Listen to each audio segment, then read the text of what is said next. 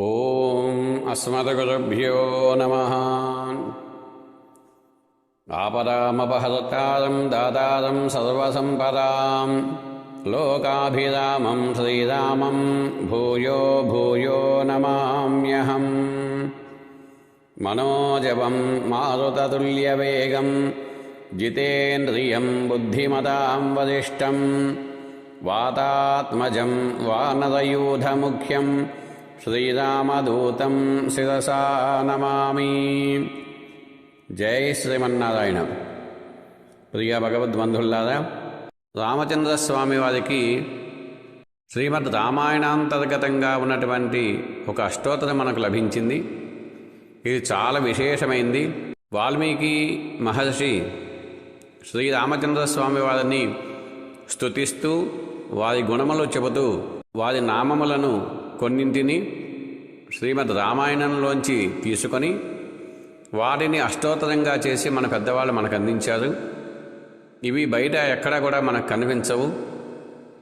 అలాంటి ఒక విశేషమైనటువంటి అష్టోత్తర శతనామావళిని ఈరోజు మీకు నేను అందించాలనుకుంటున్నాను. కనుక మీ సమయాన్ని బట్టి ఈ అష్టోత్తరాన్ని చెప్పుకుంటూ స్వామికి, రామచంద్ర స్వామికి అర్చన చేద్దాం. ప్రతిరోజు కూడా అర్చన చేసేటువంటి సమయంలో ఒక్కొక్క నామానికి ఒక్కొక్క పుష్పాన్ని స్వామి పాదాల దగ్గర ఉంచండి. తులసి దళాలు మీకు లభించినట్లయితే ఆ ఒక్కొక్క నామానికి ఒక్కొక్క తులసి దళాన్ని స్వామివారి పాదాల మీద ఉంచుతూ ఈ అష్టోత్తర శతనామాన్ని జరుపుకోండి. ఇది చాలా విశేషమైనటువంటిది. పుష్పాలు మనం ఉంచాలి అనుకున్నప్పుడు ఒకవేళ ఆ పుష్పాలు మనకు దొరకకపోతే, 108 పుష్పాలు లేకపోతే మీరు మానసికంగా భావన చేయండి. మనకు ఉన్నటువంటి పుష్పాలను సమర్పించండి స్వామి పాదాల దగ్గర. మనసులో ఒక అందమైనటువంటి పుష్పాలను భావించండి. అందమైన కలువలు, అందమైన తామర పుష్పాలు, సుగంధభరితమైనటువంటి మల్లె పుష్పాలు, సన్నజాజులు, విరజవ పుష్పాలు, మీకు నచ్చినటువంటి అందమైన పుష్పాలు, పరిమళించేటువంటి పుష్పాలు మనసులో భావన చేస్తూ ఒక్కొక్క నామానికి ఒక్కొక్క పుష్పాన్ని స్వామివారి పాదాల చెంత ఉంచుతూ నమస్కరించండి. ఇది చాలా విశేషమైనటువంటి అష్టోత్తరం. ఈరోజు మనం శ్రీరామచంద్ర స్వామివారి అష్టోత్తరాన్ని చెప్పుకుంటున్నాం. దీని తర్వాత మనం సీతాదేవి అష్టోత్తరాన్ని, శ్రీ ఆంజనేయ స్వామి అష్టోత్తరాన్ని కూడా మనం చెప్పుకుంటాం. ఇవి రామాయణ అంతర్గతమైనటువంటి నామములు. ఈ నామములకే ముందు ఓం అని నామము తర్వాత నమః అనేటువంటి పదాలను చేర్చటం వల్ల ఇది ఒక మంత్రంగా అవుతోంది. ఇలాంటి 108 మంత్రములను స్వామివారి సన్నిధానంలో మనం ఉంచగలిగితే ఆ స్వామి యొక్క విశేషమైనటువంటి కృప మనకు తప్పకుండా లభిస్తుంది. మన యొక్క మనసులో ఉన్నటువంటి కోరికలన్నీ కూడా సిద్ధిస్తాయి అనడంలో ఎలాంటి సందేహం లేదు. పెద్దవాళ్ళంతా కూడా ఆచరించి మనకు అందించారు. మనం కూడా అంతే విశ్వాసంతో ఈ నామాలను పఠిద్దాం. స్వామికి అష్టోత్తర శతనామ పూజని జరుపుకుందాం. స్వామి అనుగ్రహాన్ని పొంది తరిద్దాం. జై శ్రీమన్నారాయణ. ఓం శ్రీరామాయ నమః. ఓం గుణవతే నమః. ఓం వీర్యవతే నమః. ఓం ధర్మజ్ఞాయ నమః. ఓం కృతజ్ఞాయ నమః. ఓం సత్యవాక్యాయ నమః. ఓం దృఢవ్రతాయ నమః. ఓం చారిత్రయుక్తాయ నమః. ఓం సర్వభూతహితాయ నమః. ఓం విదుషే నమః. ఓం సమర్థాయ నమః. ఓం ఏకప్రియదర్శనాయ నమః. ఓం ఆత్మవతే నమః. ఓం జితక్రోధాయ నమః. ఓం జ్యుతిమతే నమః. ఓం అనసూయకాయ నమః. ఓం ఇక్ష్వాకువంశ్యాయ నమః. ఓం నియతాత్మనే నమః. ఓం మహావీర్యాయ నమః. ఓం జ్యుతిమతే నమః. ఓం ధృతిమతే నమః. ఓం వసినే నమః. ఓం బుద్ధిమతే నమః. ఓం నీతిమతే నమః. ఓం వాగ్మినే నమః. ఓం శ్రీమతే నమః. ఓం శత్రునిబర్హణాయ నమః. ॐ विपुलांसाय नमः। ॐ महाबाहवे नमः। ॐ कम्बुग्रीवाय नमः। ॐ महाहनवे नमः। ॐ महोदस्काय नमः। ॐ महेश्वासाय नमः। ॐ गूढजत्रवे नमः। ॐ अरिन्दमाय नमः। ॐ आजानुवाहवे नमः। ॐ सुशिरसे नमः। ॐ सुललाटाय नमः। ॐ सुविक्रमाय नमः।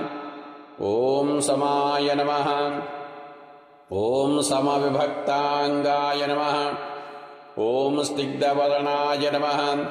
ॐ प्रतापवते नमः। ॐ पीनवक्षसे नमः। ॐ विशालाक्षाय नमः। ॐ लक्ष्मीवते नमः। ॐ शुभलक्षणाय नमः। ॐ सत्यसन्धाय नमः। ॐ प्रजाहितदताय नमः। ॐ यशस्विने नमः। ॐ ज्ञानसम्पन्नाय नमः। ॐ शुचये नमः। ॐ वस्याय नमः। ॐ समाधिमते नमः। ॐ प्रजापतिसमाय नमः। ॐ धात्रे नमः। ॐ रिपुनिषूदनाय नमः। ॐ जीवलोकरक्षित्रे नमः। ॐ धर्मपरिरक्षित्रे नमः। ॐ स्वधर्मरक्षित्रे नमः। ॐ स्वजनरक्षित्रे नमः। ॐ वेदवेदाङ्गवेत्रे नमः। ॐ धनुर्वेदनिष्ठिताय नमः। ॐ सर्वशास्त्रार्थविदे नमः। ॐ स्मृतिमते नमः। ॐ प्रतिभानपते नमः। ॐ सर्वलोकप्रियाय नमः। ॐ साधवे नमः। ॐ अदीनात्मने नमः। ॐ विचक्षणाय नमः। ॐ सर्वदा सदभिगताय नमः। ॐ आर्याय नमः। ॐ सर्वसमाय नमः। ॐ सदैकप्रियदर्शनाय नमः। ॐ सर्वगुणोपेताय नमः। ॐ कौसल्यानन्दवर्धनाय नमः। ॐ समुद्रगाम्भीर्याय नमः। ॐ हिमवद्धैर्याय नमः। ॐ विष्णुसदृशवीर्याय नमः। ॐ सोमवत्प्रियदर्शनाय नमः। ॐ कालाग्निसदृशक्रोधाय नमः। ॐ पृथिवीसमक्षमाय नमः। ॐ धनार्धसमत्यागाय नमः। ॐ धर्मसमत्यागाय नमः। ॐ सत्यपराक्रमाय नमः। ॐ ज्येष्ठाय नमः। ॐ श्रेष्ठगुणयुक्ताय नमः। ॐ दशरथप्रियसुताय नमः। ॐ प्रकृतिहितयुक्ताय नमः। ॐ वीराय नमः। ॐ धर्मात्मने नमः। ॐ देवगन्धर्वसङ्काशाय नमः। ॐ भरतभ्रात्रे नमः। ॐ सुमहात्मने नमः। ॐ परमोदाराय नमः। ॐ सुमुखाय नमः। ॐ सुमहायशसे नमः। ॐ महाबलाय नमः। ॐ भरताग्रजाय नमः। ॐ जितेन्द्रियाय नमः। ॐ राजीवलोचनाय नमः।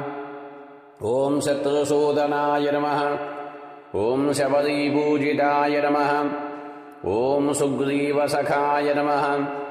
ॐ महाबलाय नमः। ॐ कृतकृत्याय नमः। ॐ सुहृद्वृताय नमः। ॐ वालिहन्त्रे नमः। ॐ श्रीरामचन्द्रस्वामिने नमः। नानाविधपरिमलपत्रपुष्पाणि समर्पयामि। जय श्रीमन्नारायण।